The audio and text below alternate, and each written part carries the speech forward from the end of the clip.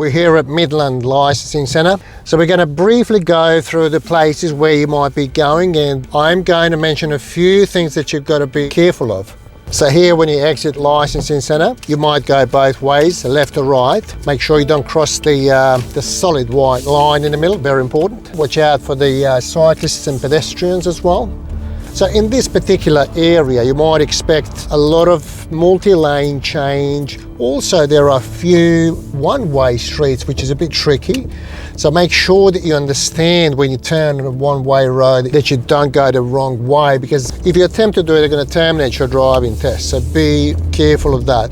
Also, there are a couple of railway crossings, so you've got to be really careful at railway crossings. You can never block the yellow painted zone until the cars in front of you have completely cleared. Sometimes you might even do the reverse parallel parking. It's very easy, so just basically watch what you're doing, how you seated behind the wheel, how you observe, and you shouldn't have a problem doing that at all. It's not excluded that you're going to do the reverse parallel parking. Very easy. The only problem that people find with reverse parallel parking is the cars coming from behind. So that's the only thing that I believe that freaks people out, at least those who can drive and who are well prepared to do the driving assessment.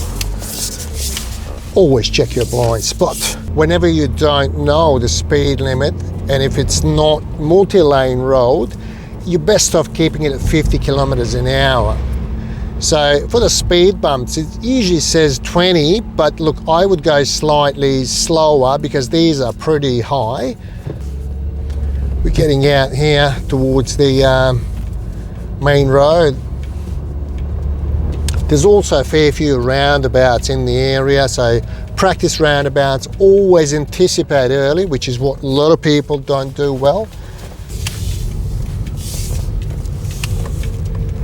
Let's make sure that you don't cross the white solid lines anywhere. When you see the two signs side by side, it always represents that it's a new speed limit from that particular point on. It's a green light.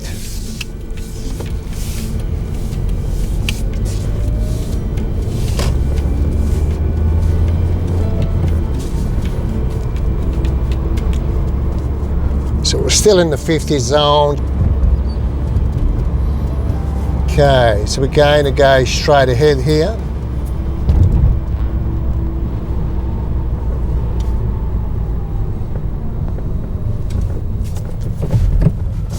So if you don't live in the area, it's definitely different than some other places, okay? So you've got to come down here, practice, get familiarized with the area in order to be able to perform well on the day of a driving test.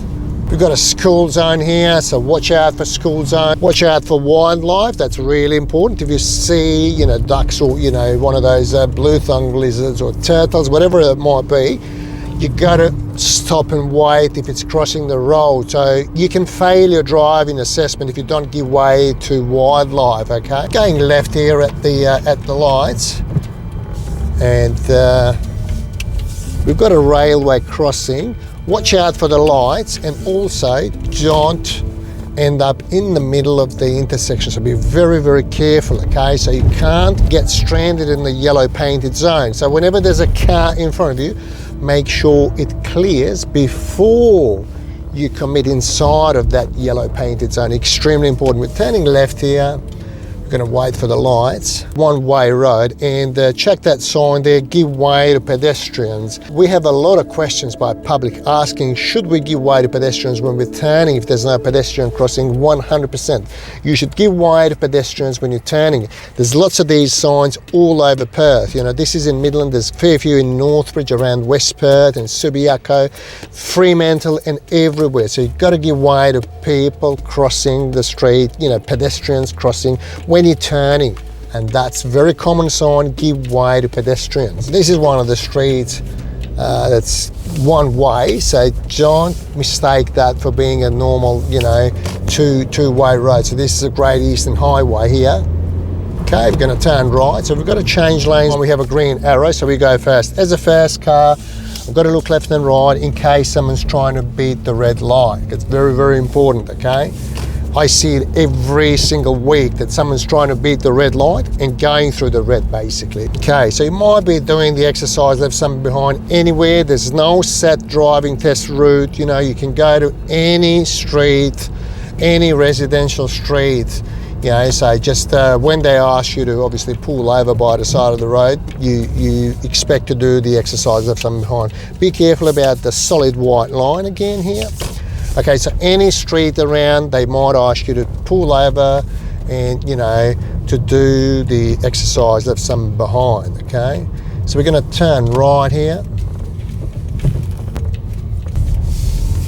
As you might know, don't park anywhere near the intersections, don't park on the top of the fire hydrant. It's got to be 1 meter clearance. Basically, just make sure you see it over the bonnet and in the rear view mirror. So by doing that, you're going to make sure you're not too close. And also, don't stop near the bus stops, either side, left or right. And clearly don't stop across the driveway on your side. And you know, it would be common sense to avoid spots where there's a vehicle already parked on the right hand side, so you're not blocking the road as a second vehicle that parked. Then you would check if there's anyone passing you, you would indicate right, shoulder check, and off you go.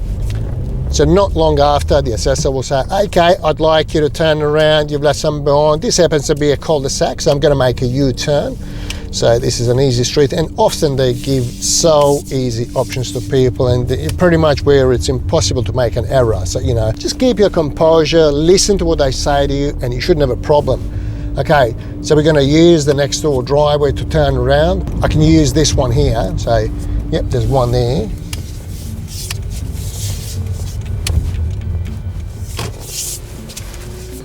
Then make sure that you sound sharp enough with low speed backwards.